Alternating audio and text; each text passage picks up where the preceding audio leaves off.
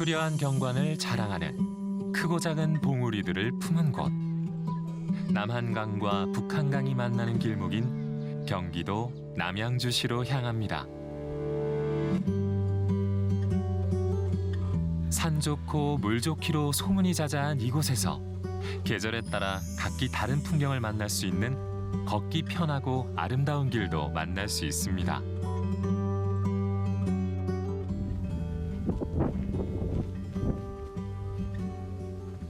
안녕하십니까. 아는 만큼 보인다. 이원종과 함께 전국 방방곡곡 사찰들의 숨어있는 이야기를 발굴하는 서화 견문록.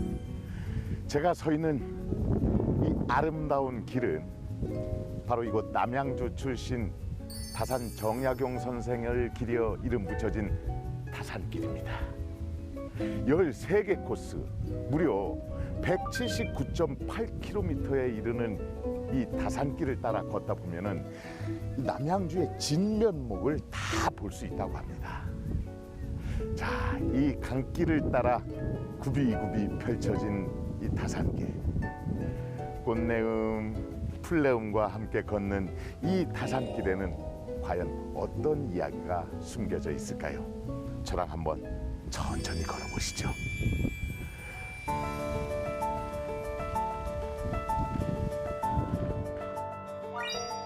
(260여 년) 전 남양주에서 나고 자란 다산 정약용이 걸었던 길. 다산길을 유유자적 걷다 보면 다산 정약용 유적지를 만나게 됩니다. 실학이 모여 완성되는 곳이라는 뜻인 실학연수 현판이 가장 먼저 방문객을 맞이합니다. 조선 정조 때 문신 정약용은 목민심서, 흠음심서 등 500여 권의 저서를 남긴 우리나라 최고의 실학자입니다. 하지만 신유박해에 휘말리면서 18년 동안 유배 생활을 해야만 했죠. 이후 57살의 나이에 고향으로 돌아와 그 학문을 완성하는데요. 그 중심이 되는 곳이 바로 이곳 생가입니다. 다산 정약용 선생은 조선시대를 대표하는 실학자이기도 하고 우리가 잘 아는 수원 화성, 그 화성을 짓는데 크게 기여한 거중기를 고안한 과학자이기도 합니다. 또 그리고 저서를 보면은 의학에도 굉장히 조예가 깊으십니다. 그야말로 천재 중에 천재죠.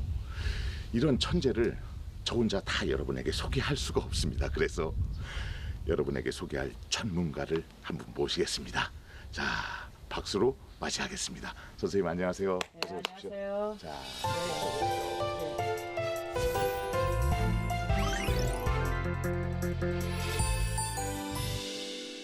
여유당이라는 이 당호는 네. 읽었는데 네. 과연 이게 무슨 뜻인지 그걸 네. 잘 모르겠어요. 이제 그 당시에 정약용 선생님 생각인 것 같아요. 예. 왜냐하면 본인이 너무나 이제 신변에 많은 위협을 느꼈고 막상 여기에 내려와서 보니까 내 그냥 나주정씨들, 형제들, 조카애들 공부나 시키면서 세상으로부터 조금 조용히 지내겠다 이런 뜻이 담겨져 있는데요. 여라는 것은 여해 그렇습니다. 여해. 그래서 거대한 코끼리를 상징하죠. 아하. 거대한 코끼리가 한겨울에 살얼음을 걷는 것처럼 여기까지가 조심조심 예. 신중을 강조한 거고 예. 유해 이런 부분은 예. 민첩한 원숭이입니다. 그래서 내가 사방을 두리번거리면서 조심히 살 테니 나에게 관심 있는 모든 자들이여 나를 좀 내버려 두세요라는 말을 배운 자에게 여와 유로 이렇게 압축해서 당으로 지키는 거죠. 그러니까 이제 노자에 있는 글을 인용을 해서 그러니까 그렇죠. 상반되는 두 개의 글자를 인용을 해서 네. 아주 신중하고 나는 조용히 네. 여기서 네. 그냥 주변 두리번거리면서 네. 제자들이나 가르치면서 조용히 살 테니 네. 나는 좀 제발 내버려 두시오라고 라는 하는 뜻이 게 이게 두 글자에 다 담겨져 있는 거죠. 아하. 지금의 생가는 1925년 대홍수로 유실된 것을 지난 1986년에 복원한 것인데요. 그 모습이 조금은 달라졌을지 몰라도 자신을 절제하고 수양하는 자세로 살겠다는 여유당에 담긴 다산 선생의 정신만큼은 그 자리를 묵묵하게 지키고 있습니다. 생가 여유당 뒤편에는 다산과 부인 홍 씨의 합장묘가 자리해 있습니다.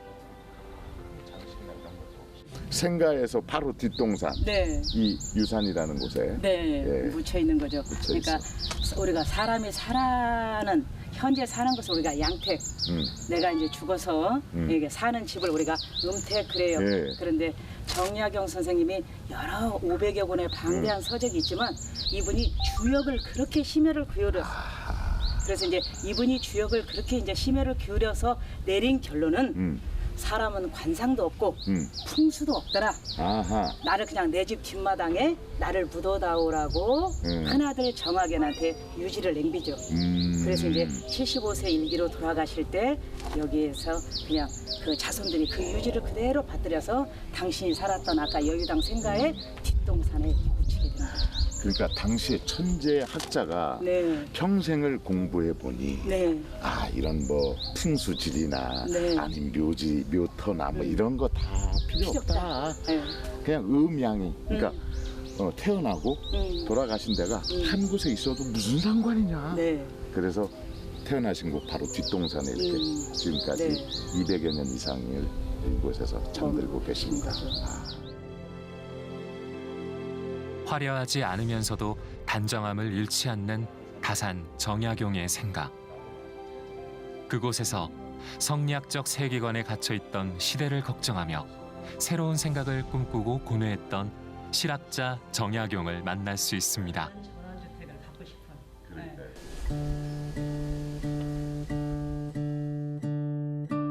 남한강, 북한강 줄기가 합쳐지며 한강을 이루고 그 물결 위로는 산너울이 넘실대는 땅. 남양주는 산림이 전체 면적의 70%를 차지합니다. 그래서 이곳엔 충령산, 주금산, 천마산 등 등산객의 사랑을 받는 산이 많은데요. 그 중에서도 두물머리 북서쪽에 우뚝 솟은 운길산으로 향합니다. 아까 그러니까 그 다산길을 따라서 쭉 오다 보면은 커다란 산 하나를 만나게 되는데 그게 바로 운길산입니다. 운길산. 이름 그대로라면은 구름이 걸려 있는 구름도 쉬어가는 그런 산이죠. 이 운길산이 명산인 것은 여기에 아름다운 절이 있기 때문입니다. 그 아름다운 절 이름을 뭘까요? 한번 맞춰보시죠.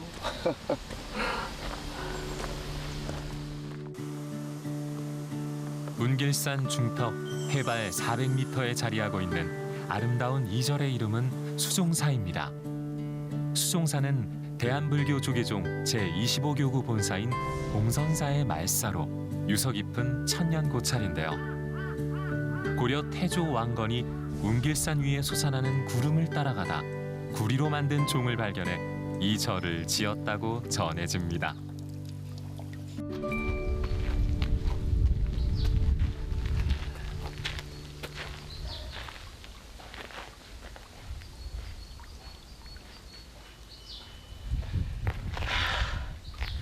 드디어 제가 수종사에 도착했습니다. 이 수종사가 외신이 뽑은 CNN이 뽑은 한국을 대표하는 33개의 아름다운 사찰 중에 하나로 뽑힐 만큼 정말 아름다운 사찰이랍니다. 과연 이 수종사에는 어떤 설화가 숨어 있을까요?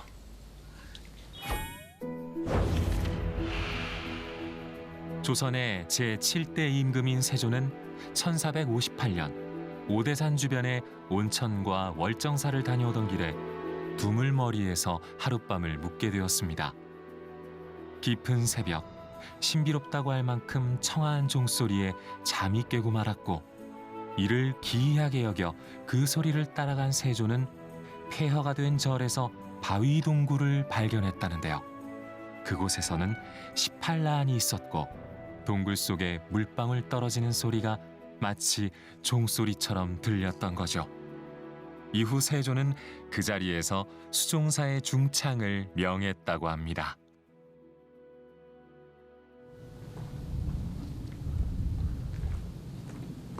경관을 눈을 뗄 수가 없습니다. 정말 멋있고 수려합니다. 진짜 이 아름답다는 표현을 뭐라고 더 형언을 할 수 있을까 감탄사만 나올 뿐입니다. 아 진짜 여러분 설화 재미있게 들으셨죠?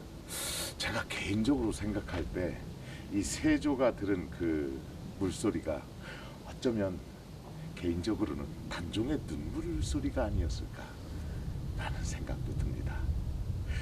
많은 얘기를 담고 있는 이 수종사, 이 뒤에 보이는 어마어마한 은행나무도 바로 그 세조의 설화와 함께 하고 있습니다. 그렇다면은 많은 얘기들을 품고 있는 이 수종사의 설화를 얘기해 주실 분을 소개해 드리도록 하겠습니다. 저만 큰 박수로 모시겠습니다. 감사합니다. 어서 오세요.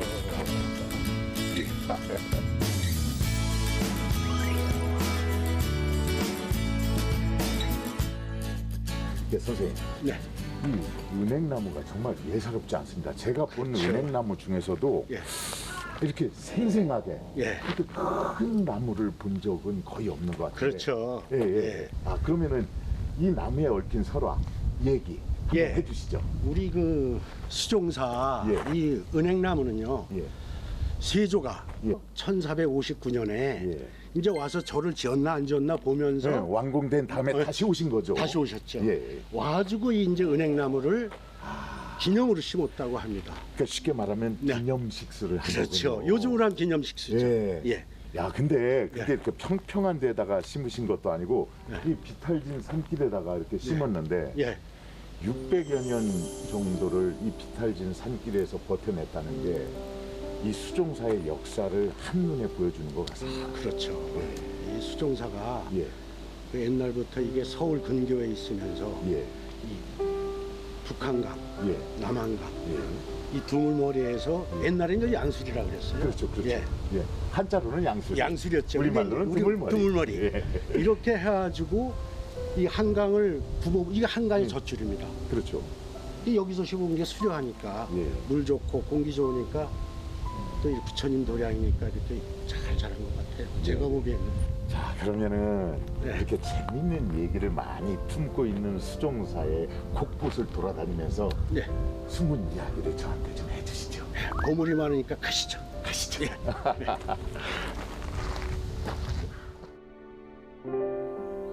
은행나무뿐만 아니라 수종사 곳곳에 조선 왕실과 관련된 역사의 흔적들을 만날 수 있는데요.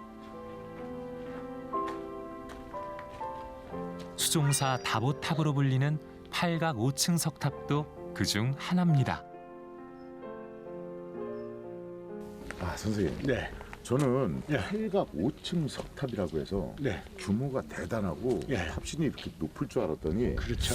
대웅전 옆에 있어서 그런지는 몰라도 아담하고 예쁘네요. 그렇죠. 예. 이게 보물로 지정됐다. 이 이유가 뭘까요? 이게 이제 우리 남양주 수종사에 유일하게 예. 조선 시대에 그 창건된 예. 그 8층, 그 8각 5층 석탑입니다. 아, 조선 초기에 그렇죠. 그 모습을 그대로 네. 보여주는. 그러니까 조선 때는 네.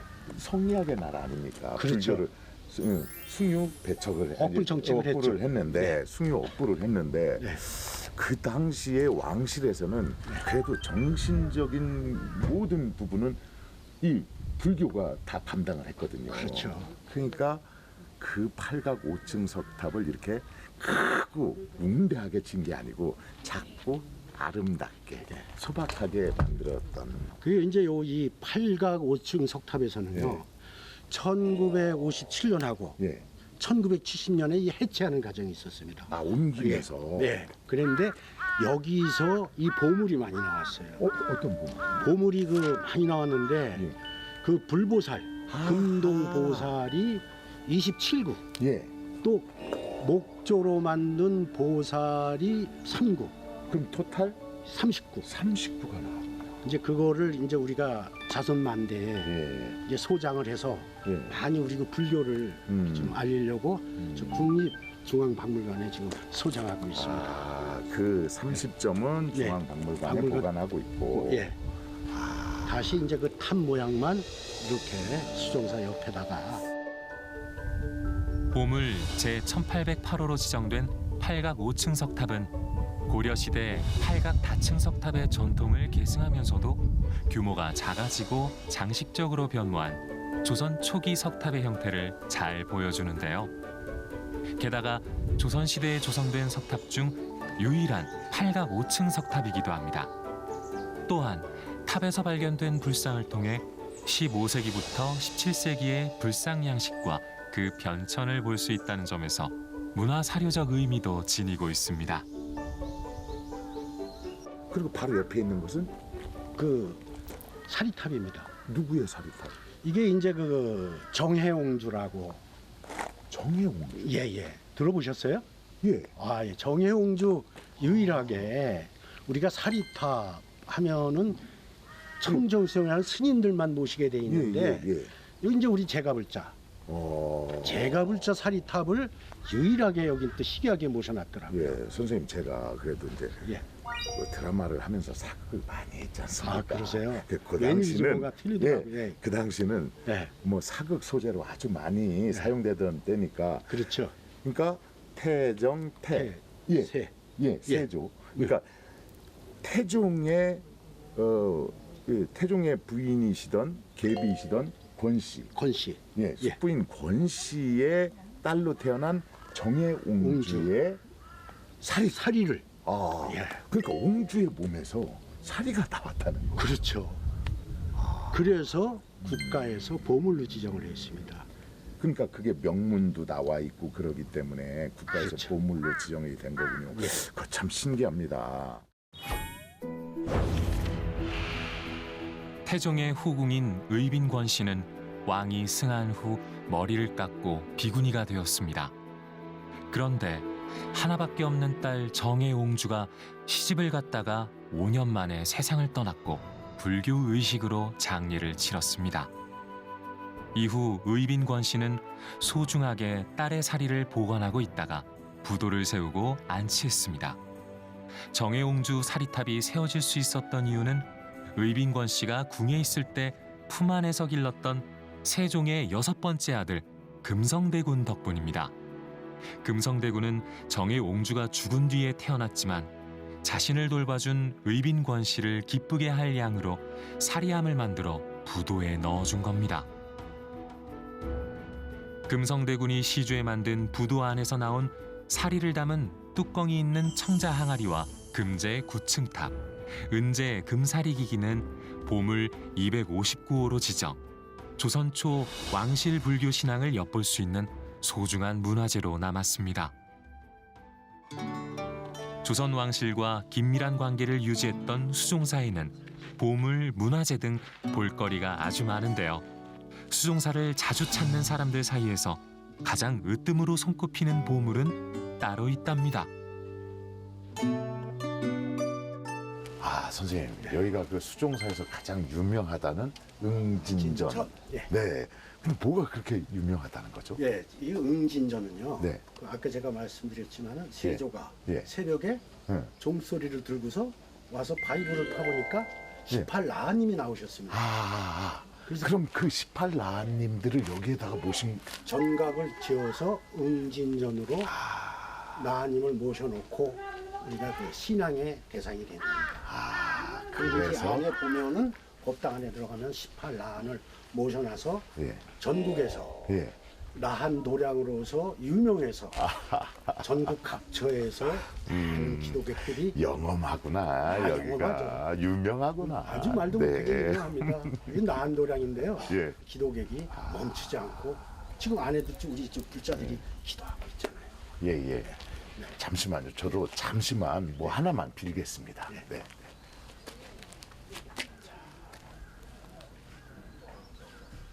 소원 성취하십시오. 선생님, 네. 제가 뭘 빌었는지 아세요? 저희 설화 견문록이 여러분들의 많은 사랑을 받아서 네. 예, 정말 많은 분들이 보셨으면 좋겠다. 이 소망을 이루었으면 좋겠다.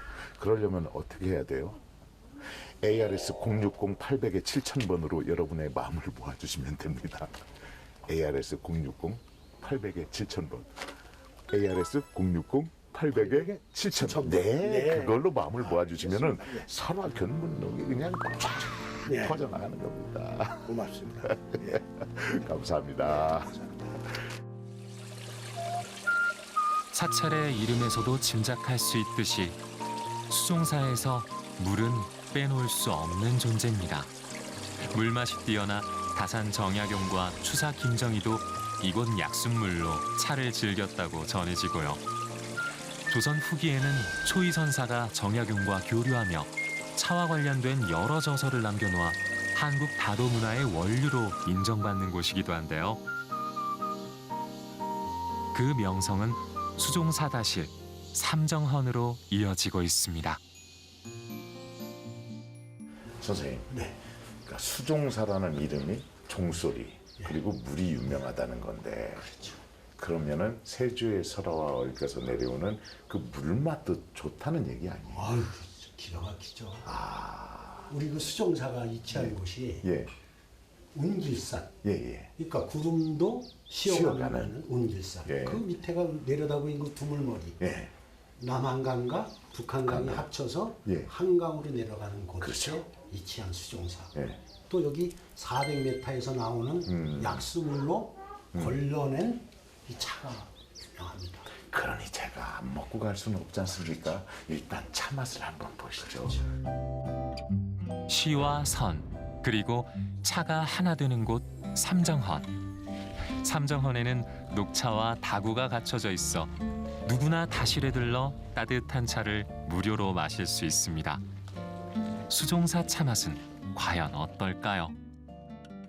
제가 또 이게 다도를 조금은 합니다. 이렇게 오른손으로 이렇게 잡고 왼손으로 이렇게 받친 다음에 향도 맡고 빛깔도 먹고 맛도 먹고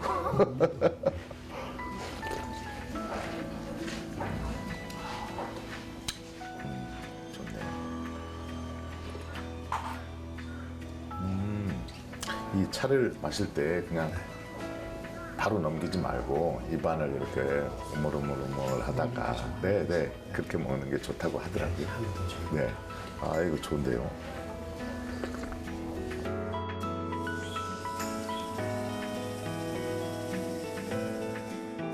예로부터 지혜로운 사람은 물을 좋아하고 어진 사람은 산을 좋아한다고 했습니다. 그러니 이곳 수종사는 지혜로운 분과 어진 분들이 다 좋아하실 수 있는 곳이 아닐까 합니다. 여러분, 요즘 사회적 거리두기로 답답하시죠? 그 답답한 마음 이곳 수종사에서 한번 다 버려버리는 게 어떨까 싶습니다. 설화 견문록은 여러분에게 이렇게 좋은 곳을 소개합니다. 아는 만큼 보인다. 이 원종과 함께 전국 방방곡곡 사찰에 숨어있는 이야기를 찾아 떠나는 설화 견문록. 다음 이 시간에는 좀 더 유익한 내용으로 여러분들을 찾아뵙도록 하겠습니다. 여러분 내내 건강하십시오. 고맙습니다.